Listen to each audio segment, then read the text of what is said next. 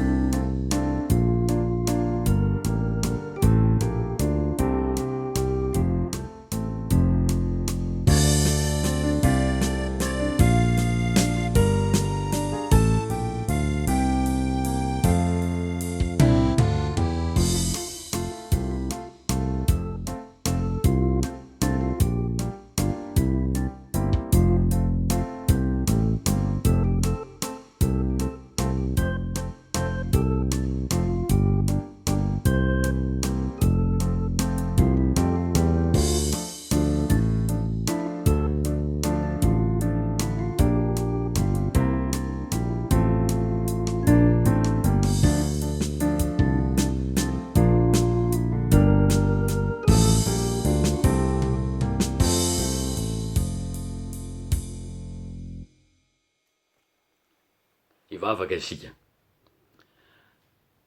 midera sy mankalaza ary manome voninahitra sy misaotra anao zahay ry tompo Andriamanitra io noho ny soa rehetra nataonao taminay ary indrindra noho ny fahatongavana eto anoloanao hiara-iombona amin'izao fanompom-pivavahana izao hanome voninahitra ny anaranao Jesosy Kristy ilay tompo sy mpanjaka izay manafatra anay mandrakariva handeha sy anaraka ny teninao ary iaino izay ambaranao amin'ny alalan'ny fanahy masina trany dia ny fanahy masina tokoa aneno ampifantoka anay ary azaonay miona amin'Andriamanitra raitsi-to sy ianao Jesosy Kristy mpamonjy ary dia ho voninahitra ho rery izao fotoana iombonana izao amin'ny anaran'i Jesosy Kristy tompo amen.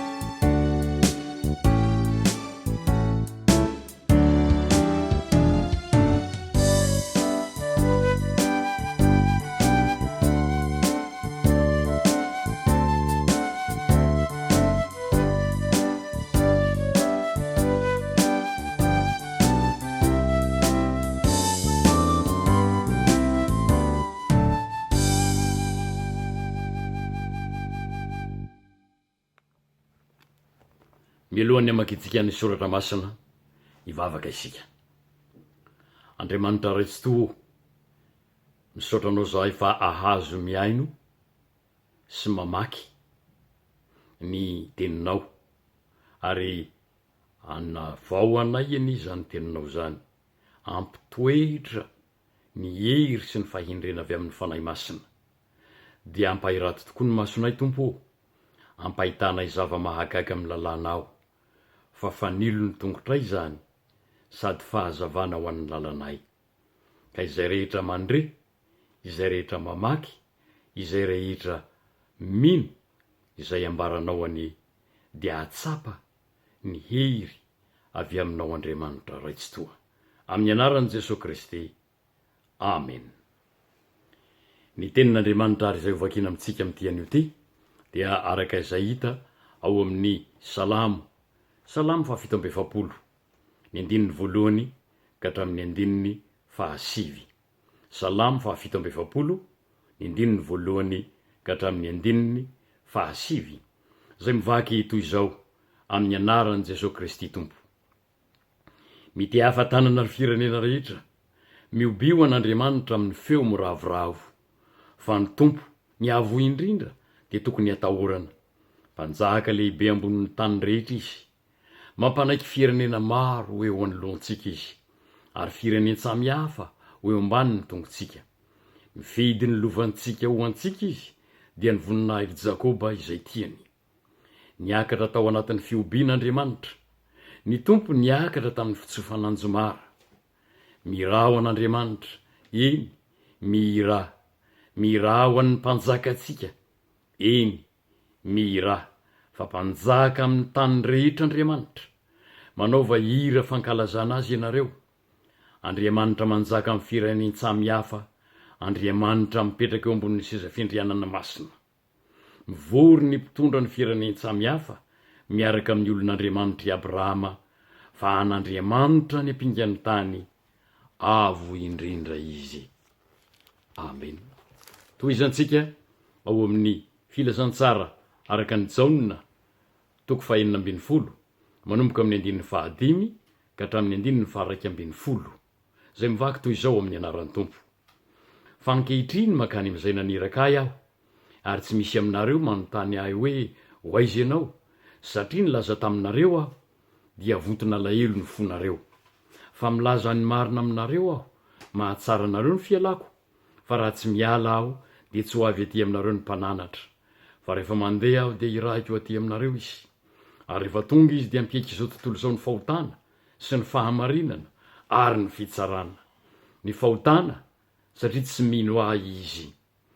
Ny fahamarinana satria mankany amina ray aho ka tsy mahita intsony ianareo. Ny fitsarana satria ny andrinany zao tontolo zao dia efa voatsara. Epistily araka ny Hebreo toko 10 ny andininy 1:20 ka hatreo amin'ny andininy 7:20. 1:20 ka hatramin'ny 7:20 amin'ny anaran'ny Tompo. Ny mpisorona rehetra dia nitsangana isan'andro nanao fanompom-pivavahana sy manolotra ireny fanatitra ireny ihany matetika, saingy tsy mahaisotra ny ota ireny. Fa izy kosa rehefa avy nanolotra fanatitra iray monja ho mandrakizay noho ny ota, dia mipetraka eo ankavanan'Andriamanitra. Ko hatramin'izao dia miandry izy mandra-panao ny fahavalo no fitoeran-tongony. Fa ny fanatitra iray ihany no efa nahatanterahany ho mandrakizay izay olona amasinina. Manambary zany amintsika koa ny fanahy masina, fa rehefa voalazany hoe izao ny fanekena ataoko aminy, rehefa afaka izany andro zany hoy ny Tompo, ataoko ao ampony ny lalànako sady soratako ao an-tsainy. Ny fahotany sy ny elony dia tsy ho tsarovako intsony. Ary efa misy famelana reo dia tsy misy fanatitra noho ny ota intsony. Amen. Ray masino, manamasinana amin'ny fahamarinana, ny teninao ny fahamarinana. Amen.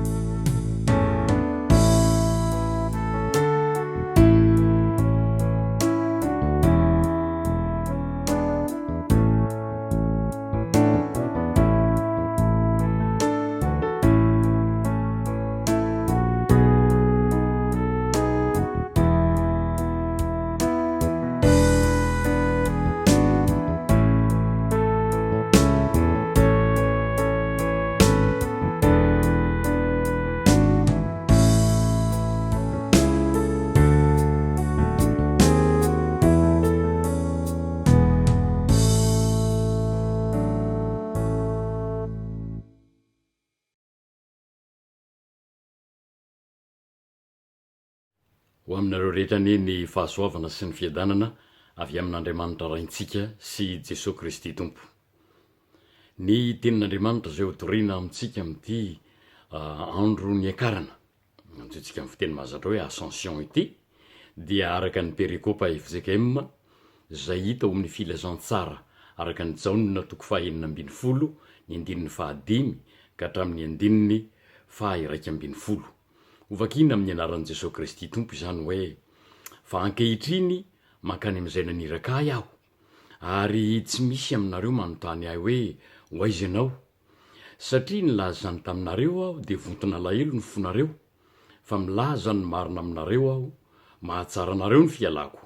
Fa raha tsy miala aho dia tsy ho avy aty aminareo ny mpananatra, fa rehefa mandeha aho dia hirahako eo aty aminareo izy.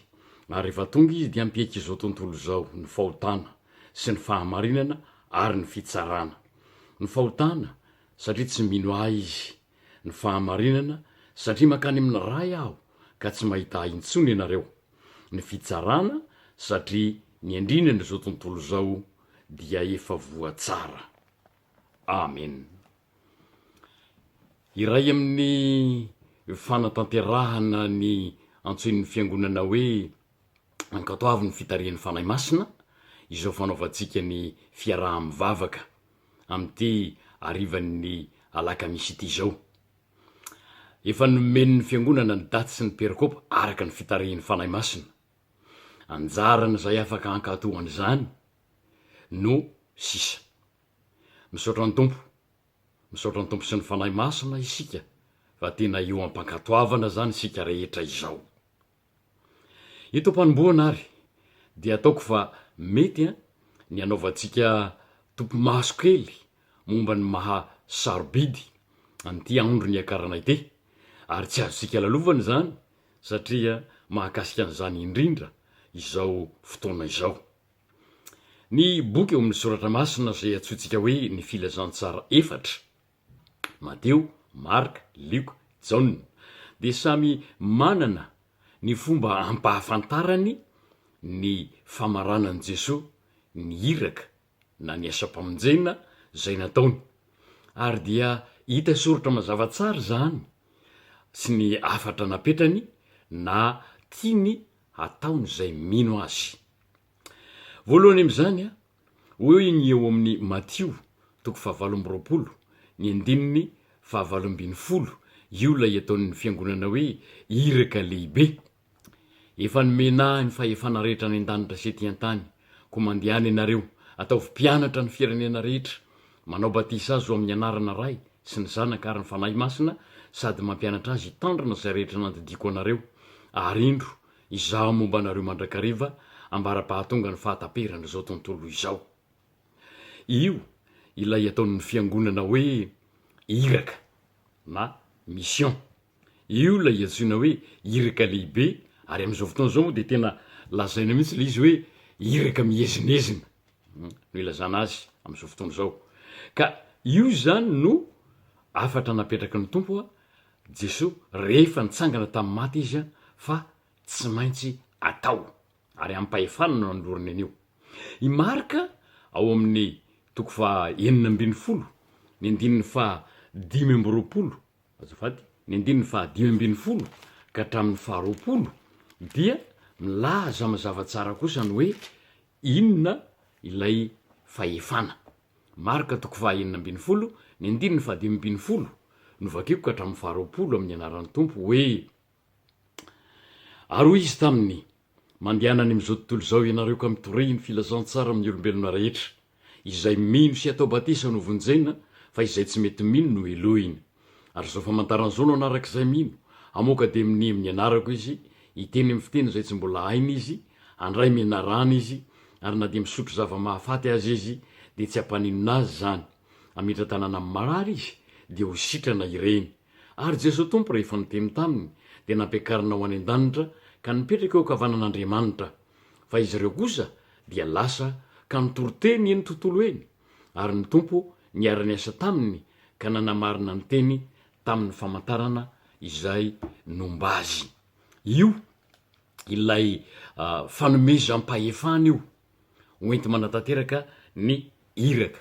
Lay fanomezam-pahefana hoenti manatanteraka ny iraka io, fa tsy lazaina hoe napetrany fotsiny ny iraka, fa nomeny fahefana ahazahoana manatanteraka izany. Ary zava-dehibe zany ravana. Ary 7, mazava ny voalazan'ny Lioka. Ahoana ny fampiarana ny fahefana nomeny Jesosy Kristy io eo am-panatanterahana lay iraka. Dia nomeny tsara ao amin'ny Lioka 5:20, ny andininy 7:70 sy ny 7:20, izay mivaky toy izao amin'ny anaran'i Jesosy Kristy hoe: ary mba ho torina amin'ny anarany ny fibebahana sy ny famelan-keloka amin'ny firenena manomboka eto, firenena rehetra manomboka eto Jerosalema, ary ianareo no vavolombelony zany. Ary mba ho torina amin'ny anarany ny fibebahana sy ny famelan-keloka amin'ny firenena rehetra manomboka eto Jerosalema, ary ianareo no vavolombelony zany. Ary zay indrindra nitsaroana fa sarobidy hoe mazava ny voalazany, ahoana no atao, ahoana ny fomba natanterahana zany. Raha lazaina amin'ny fiteny frantsay de hoe io ny règlement d'application. Tsy azon'ny fiangonana solosoloina io fa fototra ho torina amin'ny anaran'i Jesosy Kristy ny fibebahana sy ny famelan-keloka. Zay lay fomba règlement d'application manomboka eto Jerosalema, ary de paritaka ho an'ny firenena rehetra. Ny lazay ny boky fahaefatra moa na ny filazantsara fahaefatra de mamaran'izany amin'ny hoe ahoana kosa ary ny fomba fiasa. Ahoana kosa ary ny fomba fiasa anatanterahana n'ilay iraka lehibe zay nanomezana fahefana ary nanomezana ny fepetra fampiarana. Na ny règlement d'application ilay nylazantsika azy teo. Ahoana no fomba fiasa dia ijaonina ny mamaran'izany. Mamaran'izany am'izany firosahana an-tsehitra zany. Mijaonina toko faraky amby roapolo, toko farany io, ny andininy faha 2 sy ny faha 9 raha nanontany nijaonina izy. Ary de nomeny tao le fomba fampiarana hoe raha tena tiany Jesosy Kristy ka manaiky ilay iraka nandray le fahefany ary manaiky zany de hoe izao ary noho izy andraso ny ondry, fahano ny ondry. Raha lazaina amin'ny teny hafa de hoe vonjeo ny mila vonjy, asa fa tsy kabary hoy ny fiteny mahazatra antsika ela hatramin'izay. Ny asan'ny apôstôly toko voalohany kosa ry havana dia milaza na manomeny hoe atraiza na manahoana ny velarana tsy maintsy anatanterahana, anatanterahany fiangonana, anatanterahany mpino ny Jesosy Kristy, mpino kristianina zany, ny asa rehetra. Dia voafaritra tsara amin'ny asan'ny apôstôly toko voalohany ny 19 hoe manomboka eto Jerosalema, eran'ny Jodia, Samaria, hatramin'ny farany tany. De izay tokoa no fivelarana hitarihy ny fanahy masina mandraka hatramin'izao tsika amin'ny teny zao ka iorena ny fiangonana, anatanterahana ny sakramenta amin'ny fiteny samy hafa eran'ny firenena marobe eto amin'izao tontolo zao.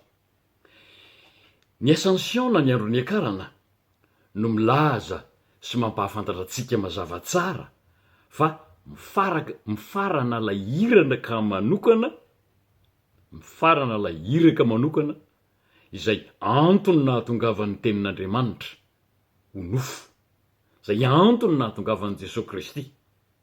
Ary dia anomboka izao ny fanavaozana sy ny fihavaozana araka ny voalazan'ny apôstôly Paoly.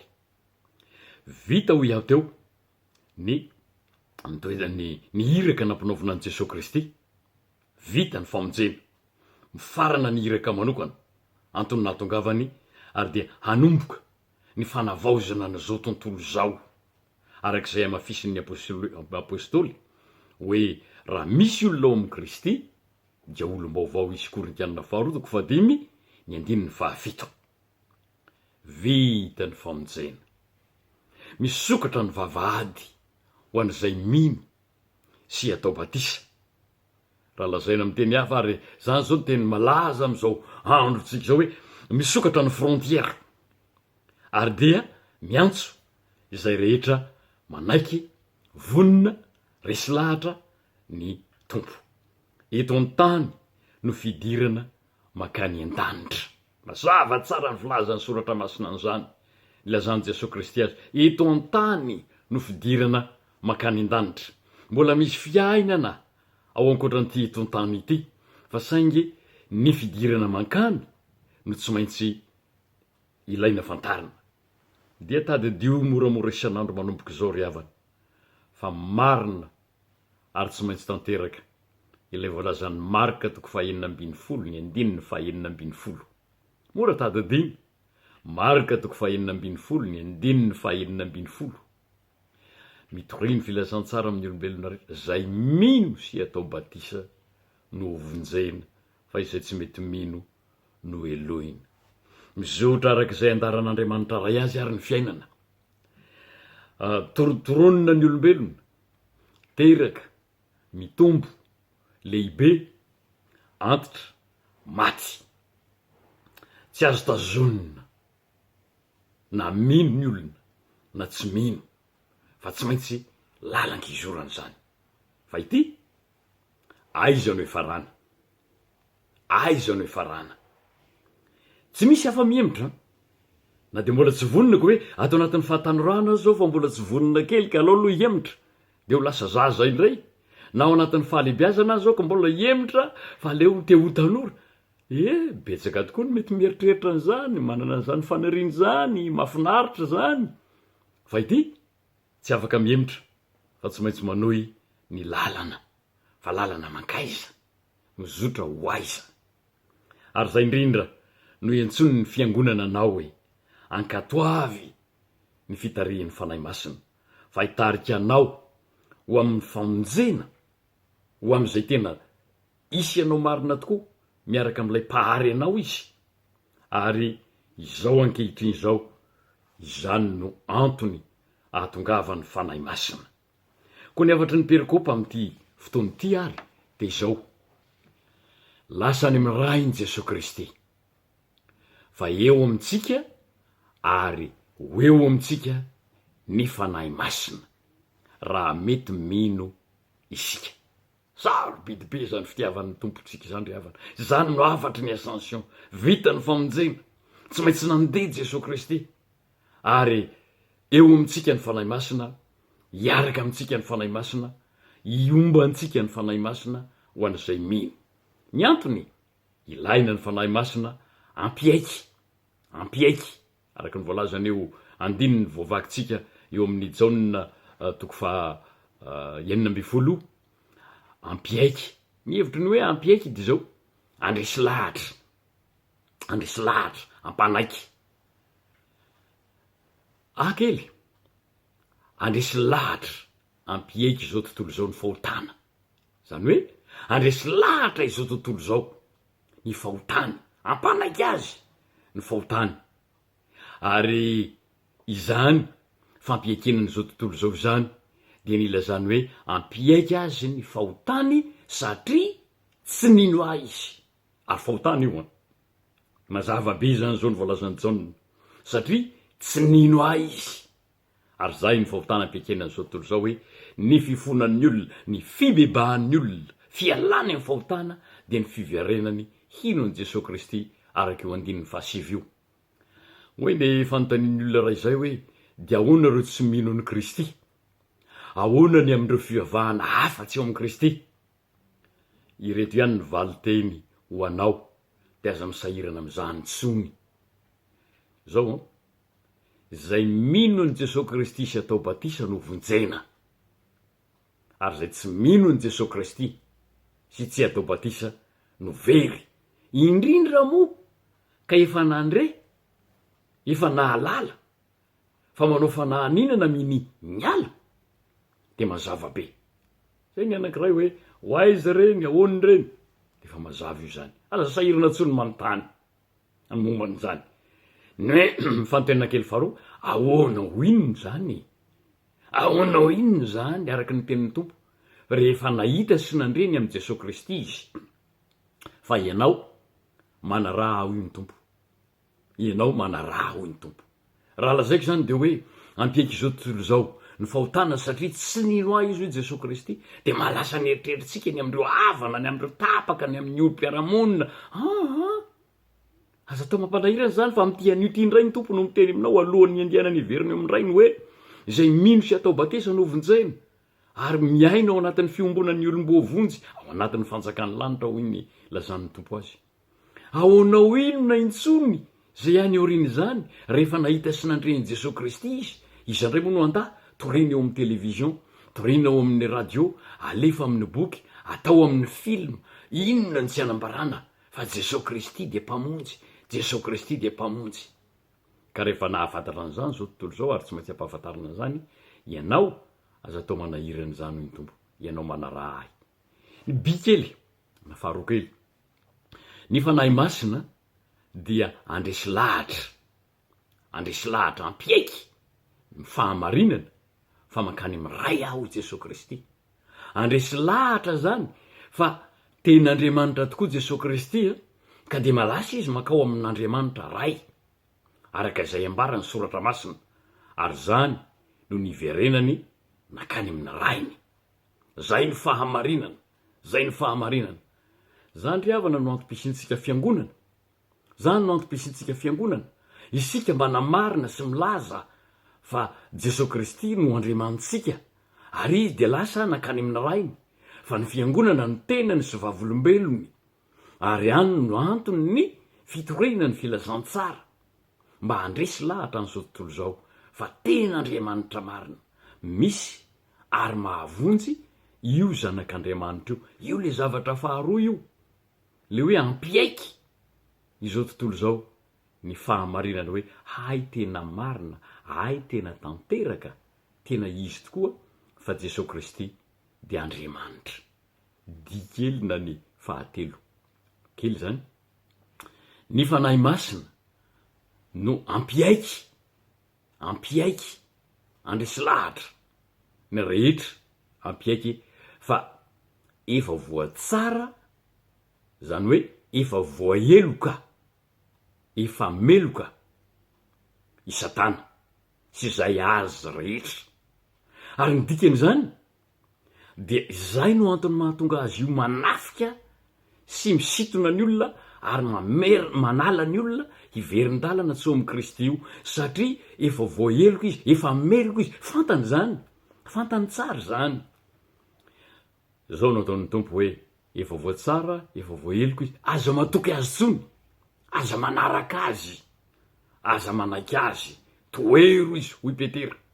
Mierona mandehandeha mitady zay ra-pantahaka ny liona tanora, zany hoe eny mitsikely mihitsy izy, fa toero izy, ary le fomba noerana azy de efa nomena antsika vao tsela teo amin'ny toroteny ny hoe ahoana moa ny fomba andresentsika ny fakapanahy, anoerantsika ny fakapanahy, ahoana ny fomba andresentsika ny devoly, efa nomena antsika zany toero amin'iny Satana, fa iny ihany nentin'ny tompo nanoerana azy.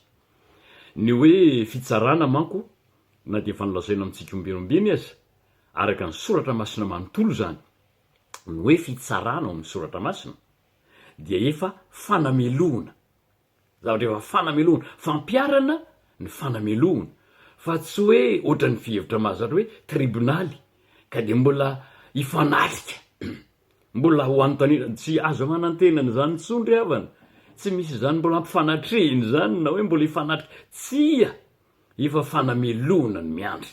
Ary zay ny mahatonga ny hoe na ho an'ny paradisa iandrasana ny fitsanganana amin'ny maty, na tonga dia any amin'ny elo iandrasana ny fitsaran'Andriamanitra. Zay mantsy mampiavaka ny mino na dia mijanona amin'ny fiainatsika azy miandry ny fitsanganany maty, fa ny tsy mino na mijanona amin'ny fiainatsika ihany koa aza dia miandry ny fitsarana sy ny fanamelohana azy mba ho levona sy ho very mandrakizay. Ka mampianatra an'izany ny filazantsara, mampianatra an'izany ny fiangonana, mampatsiaro an'izany ny ascension, dia mampatsiaro antsika an'izany.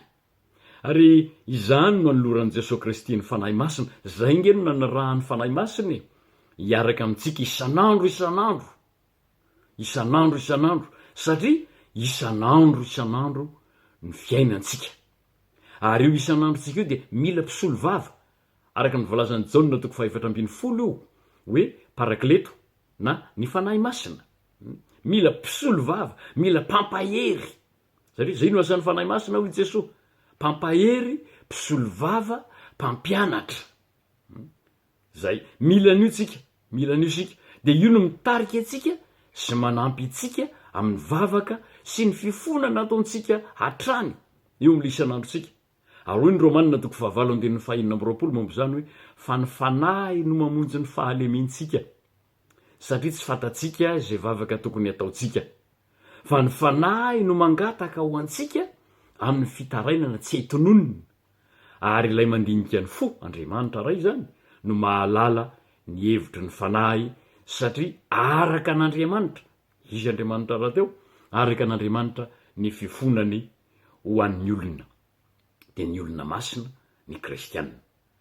Ry havana, zava-dehibe ireo, ary averiko kely indray mandeha izy telo hoe satria afatry ty ascension ty zany hoe aniraka ny fanahy masina Jesosy Kristy, efa vita manko ny zavatra rehetra. Ary izy no efa niteny zany teo ambony azy fijaliana, efa vita ny famonjena, mivoa ny varavaran'ny lanitra. Fa maniraka ny fanahy masina izy, handresy lahatra fa ny fahotana sy ny tsy finoanan'i Jesosy Kristy dia mahavery. Ho avy izy handresy lahatra fa marina io tenin'Andriamanitra io, ary ten'Andriamanitra marina Jesosy Kristy, ka lasa miverina any amin'ny rainy. andresy lahatra ny fanahy masina miaraka amintsika satria isika fiangonana reny fiasan'ny fanahy masiny ary zany privilege lehibe ho anao zany ry kristiana ho anao pino io raha matoky ianao fa ianao ny fiasan'ny fanahy masina mitonga nofo aminao ny fanahy masina ka ampiteny ianao ampanambaranao ny sitrapon'andriamanitra tonga ny fanahy masina andresy lahatra atsika ampiaiky fa efa vita efa voaeloka satana miandry ny fiafarana eny amin'ny didipitsarana izy hoy le voalazako teto hoe ny ataony sisa de misambotr'olona anatevin-darana azy fa everiny fa enatra ao an'andriamanitra ny fahaverezan'ny olombelona rehetra fa nahazaka nandeha olona marobe nankany izy eo no anoera azy eo no iedijika amin'ny teniny tonga ny fanahy masina hanampy itsika fa na nivavaka ataontsika isan'andro io aza zay le tsy maintsy tanterantsika ny hoe mivavaha mandrakariva ny dikan'izay mba hitarihy ny fanahy masina antsika mandrakariva izy no manana ny fomba ary takarahantsika nivavaka fa na nivavaka tokony ataontsika aza tsy fatatsika nefa zany no isan'androtsika mila mifonontsika mila mibebakytsika mila mangatapitahintsika mila mangataka famondram-po ary mila misaotra sy mankasitraka an'andriamanitra mila ny fanahy masina isika fa izy no mamonjy atsika amin'ny fahalementsika amin'ny faiblessitsika tsy atakaratsika ny zavatra tokony ho takatra satria fatatsika fa nivavaka ataontsika dia ny fanahy no mitarika izany amin'ny fomba tsy haintsika tononona hoy ny apôstôly ary zany no eken'andriamanitra zay ny mahasarobidy zany ireo tena fanjakana misy miantoko ary ny fanjakan'andriamanitra zay misy antsika ry havana malala tena fanjakana misy miantoko io dia Jesosy Kristy ilay mpanjaka antsika eo amin'ny fanjakana io izay naniraka ny fanahy masina fa tsy namelantsika mpiray fanjakana hijanona am'izao fotsiny ka ho tahaka ny tsy manam-piahy tahaka ny ondry tsisy mpiandry tsia fa naniraka ny fanahy masina hitarika hiaro ny olona ao anatiny zay ile efa nambarako tetony hoe tadidio le tenin'ny soratra masina hoe aza mahafoy ny fiarahantsika miangona fa ao amin'ny fiarahantsika miangona io fiarahantsika mivavaka eo no andrenesantsika ny sitrapon'andriamanitra ny tenin'andriamanitra inona ny tokony hataontsika zany ny tsy andaozantsika na tsy analaviratsika ny fiangonan'andriamanitra fa ao no hitehirizany antsika ao no hiarovany antsika ao no ampianarany antsika ao ny tokony ombonantsika ka tsy hanomezantsika alahelo azy fa rehefa miditra ao sika de tena amin'ny fo torotoro sy mangorakoraky ny fitiavana sy ny hetahita zavato fa angataka azy ze onenany raha mbola maharitra koa ny tany dia fitoy zany ambara-piveriny Jesosy Kristy tsy maintsy misy ary isy foana ny fiangonana satria araka ny tenin'ny Kristy hoe ny lanitra sy ny tany mety ho levina fa ny teniko tsy mba ho levina ary io tenin'ny Jesosy Kristy io no antom-pisiny ny fiangonana araka le lazainy hoe pirily filazantsara amin'ny olombelona rehetra ny lanitra sy ny tany mety ho levina fa ny teniko tsy mba ho levina io no amarininy nampitenenan'Andriamanitra ny olokendry ny olo-malaza zay efa fatatsika loatra amerenako eto ny teniny ananantsika toko hoe mandalo hoe ny firenena mianjery ny seza findrianana fa mitoetra ny fiangonana hoy Jesosy Kristy aminao ary anio zay mandresy de hitafy lamba fotsy tahaka an'ireo tao Sardisy zany izay mandresy de hitafy lamba fotsy tahaka ireo koa ary tsy hamono velively ny anarany eo amin'ny boky ny fiainana aho fa anaiky ny anarany eo anatrehan'ny raiko sy eo anatrehan'ny anjeliny izay manatsofina aoka izy iaino zay lazain'ny fanahy amin'ny fiangonana amen ho an'Andriamanitra ny herininy voninahitra izay efa azy hatramin'ny taloha indrindra ka ho mandrakizay amen.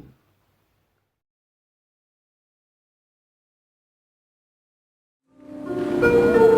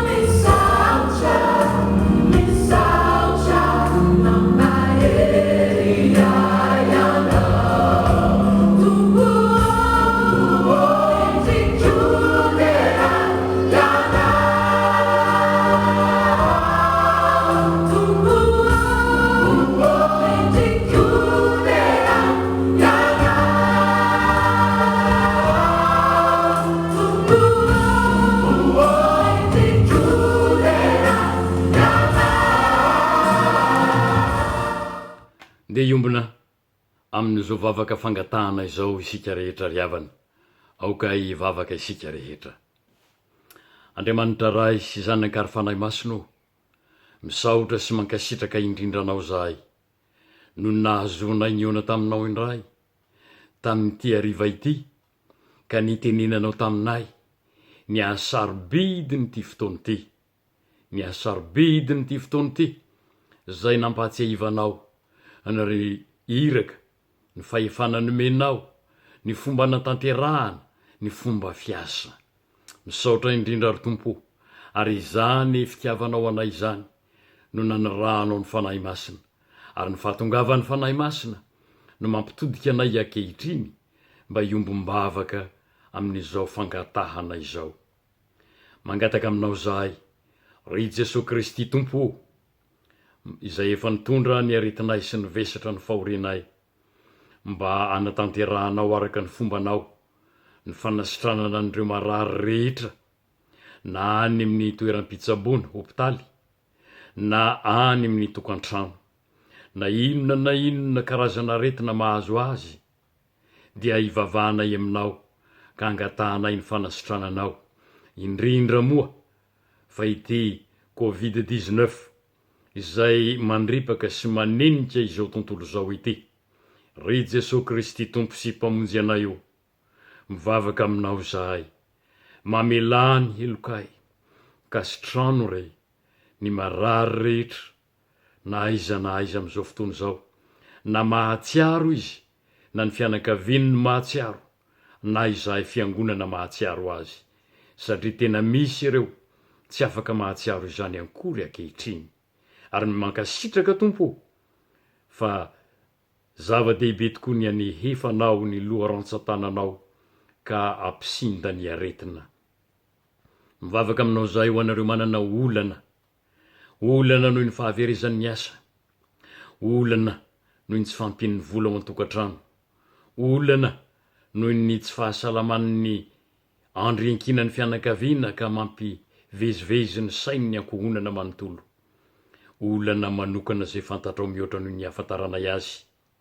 Jesosy Kristy mpamonjy anay io, ianao no efa niantso sy nanafatra hoe ianareo rehetra zay miasa fatratra sy mahavesatreta mankanesa ty amiko, fa izaho no hanome nareo fitsaharana. Aty am'izao tontolo zao tokoa no ahitanay fahoriana, nefa matoky zahay fa ianao efa naharesy zao tontolo zao, ary tena sitrakay tokoa ry Tompo, sitrakay tokoa ny mandre ny feonao, dia ny feonao zay miteny hoe zaho ny mpiandry tsara fantatro ny ahy zato fantany aho koa vahao re zay manana olana am'izao fotoana zao na ao amin'ny tenany manokana na ao anatiny ny ankohonany na ao amin'ny toeram-piasany na zay mahakasika ny fiainana andavanandrony. Mivavaka aminao zahay ry tompo ho an'ny fiangonana Efjekema manerana ny saha ny sokafanao amin'izany Efjekema izany mba hisehony ny fitahinao sy ny famondramponao ary ahatsapana zao tontolo zao fa tsy hafa tokoa io fa tranonao Andriamanitra sy vavahady ny lanitra.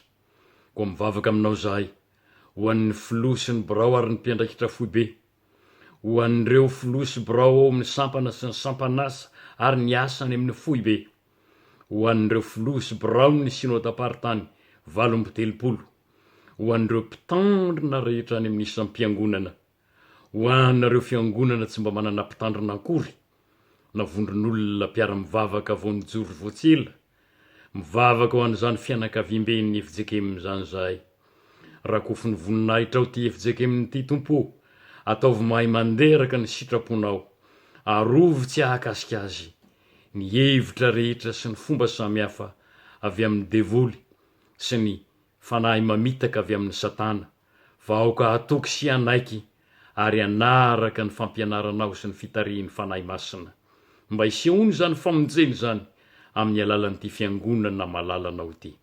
Atreo tompo zay fiangonana manana olana manokana atreo ireo manana mahita fifaliana amin'ny famonjenao nefa tsaroviko zahay rehetra zay mbola tena miiboka amin'izao ankatoky ny coronavirus izao. Jesosy tompo mivavaky zahay jereo ny fiangonanao fa tenanao Jesosy Kristy ety an-tany io ary tsapanay am'izao manjony fiangonana izao fa manenika ny tenanao tokoa ny fery sy ny fangiry firiana zay entinao mba hitsabona sy hanesorana zay mampahory izao tontolo izao. Misaotra noho izany ry tompo fa mivavaka indrindra koa zay ho an'ny mpitondra fanjakana sy ny manam-pahefana ao amin'ny rehetra hatramin'ny ambaratonga ambondrindra ny filohan'ny repoblika ka hatrany mahakasika ireo any amin'ny faritra kely indrindra ny fiarahamonina na ny eto Frantsa zay toerana ametrahanao anay ka ataonao entina iambavaka satria anananay adidy sy andraikitra zany satria izy no miadidy sy miandraikitra anay indrindra koa indrindra fa ny any Madagasikara zay tanyrazana malala ahafataranao anay ho malagasy ka manana zay everanao azy eo amin'izao tontolo zao. Mivavaky zay tahio ny mpitondra fanjakana sy ny manam-pahefana zay manao ny ainy tsy ho zavatra amin'ny ilaminan'ny firenena ary indrindra fa amin'ny andresena ny aretina manjo amin'izao fotoana izao.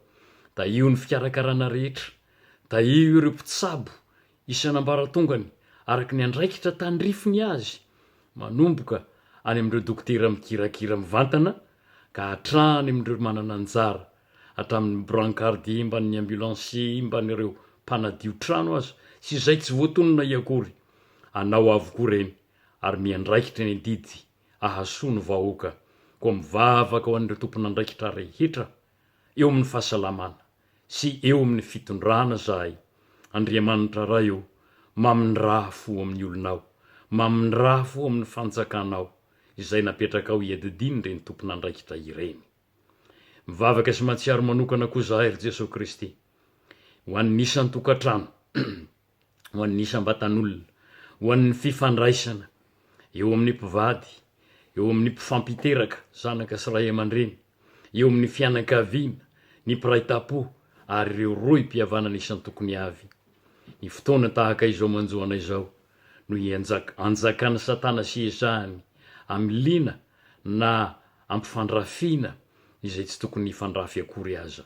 Koa ianao ane hitsabo izany fifandraisana marisarisa rehetra zany mba ho tafaverina eo aminao ndray ary zay rehetra manankana ny fiainany izay rehetra miantoraka aminao am'izao oro zao ka mamboraka izany eo aminao dia anam-panantenana tokoa fa raha miasa ianao dia tsy misy mahasakana anao ka na ao aza ny toe-javatra hatrehina ao amin'ny fiangonana eo amin'ny firenena eo amin'ny fianakaviana eo amin'ny vatana noho ny tsy fahasalamana dia ero anay ny mahatsiaro zay efa noloteneninao hoe na nandeha mamaky ny ony azy ianao de tsy hanafitra anao ny rano, ary na mandeha mamaky ny afo azy ianao de tsy hirehitra aminao ny lelafo, satria malalanao ireo olonareo ry tompo, mitondra ny endrikao, mitafy ny fanahinao ary miaina ny aina avy aminao, ary tahaka zany ko misitraka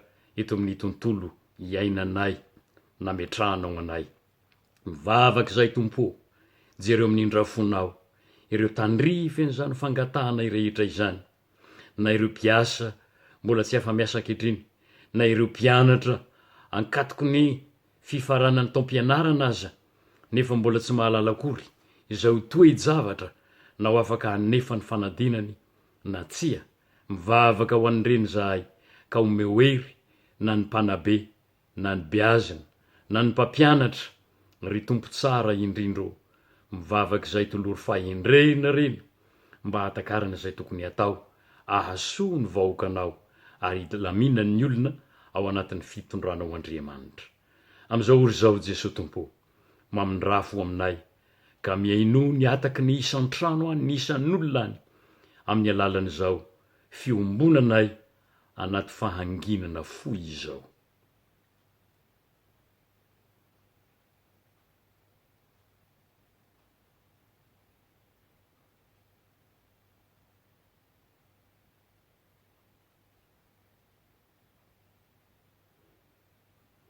Andriamanitra raitsy to, mino zahay fa nahino sy nandreto koa ny ataka mangina, ny fiombonam-po miantoraka eo aminao tamin'ity ora ity ianao. Tsaroviko tompo ireo manamanjo, ireo nilozan-kavana, ireo mangifiry ampanahy tokoa noho ny famoiza malala. Misaotra anao zahay noho ny netezanao ny aino ny vavakay tamin'ity ora ity, ary ahatsirovanay eto anatrehanao Jesosy Kristy, fa sady miaino anay ianao no mametraka fitokisana aminay mba hahatonga anay tokoa vavolombelonao amin'ny fiainanay manontolo. Ho anao mandrakariva, ho anao hatrany, ary ho anao mandrakizay ane ny voninahitra. Rainay io zay any an-danitra, ho amasinina ny anaranao, ho tonga ny eny fanjakanao, hatao any eny sitraponao ety an-tany ho tahaky ny eny an-danitra. Omeo anay anio zay anina sahaza ho anay, ary mamela ny elokay tahaka ny namelanay zay meloka taminay, ary aza mitondra anay ho amin'ny fakapanahy, fa manafahanay amin'ny ratsy, fa anao ny fanjakana sy ny hery ary ny voninahitra mandrakizay. Amen.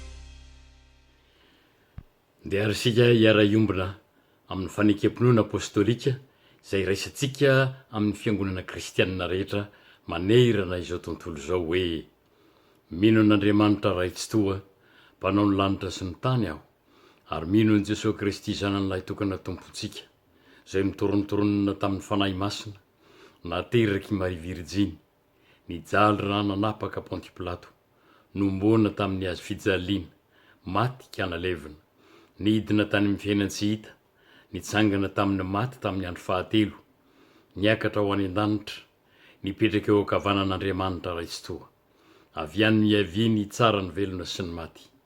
Mino ny fanahy masina aho, ny fiangonana masina manerana izao tontolo izao, ny fiombonan'ny olona masina, ny famelan-keloka, ny fitsanganany tena amin'ny maty, ary ny fiainana mandrakizay. Amen.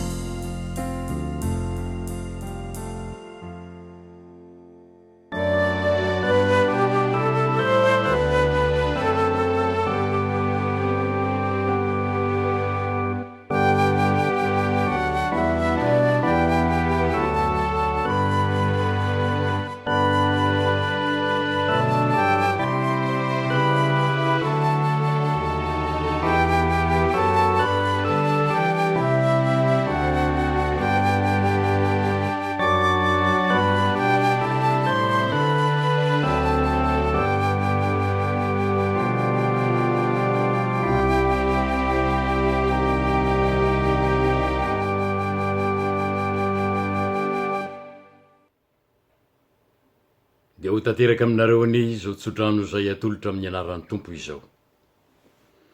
Ary Andriamanitra ny fiadanana ny ahamasina nareo samy ho tanteraka, ka ho arovana avokoa ny fanahinareo sy ny ainareo, ary ny tenanareo ho tanteraka ka tsy hanantsiny amin'ny fiaviany Jesosy Kristy tompontsika. Mahatoky izay miantso anareo sady izy ihany no hanefa izany. Amen.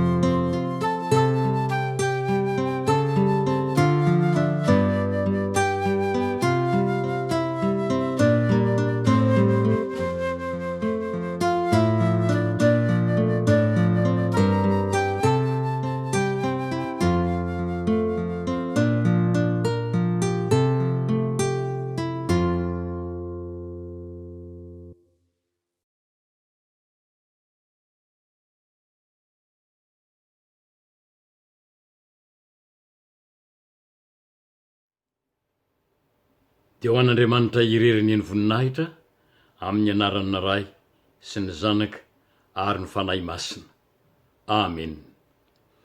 Dia misaotra antsika rehetra ry havana, afaka niombona fo sy fanahy niaraka tamin'ny tompo sy ny fanahainy tamin'ity fotoana ity, ary de mirary soa antsika rehetra ahatratra ny fiaonantsika indray amin'ny alalan'ny fanompom-pivavahana toy izao amin'ny ho avy ho aminareo mandrakariva ny fiadanana.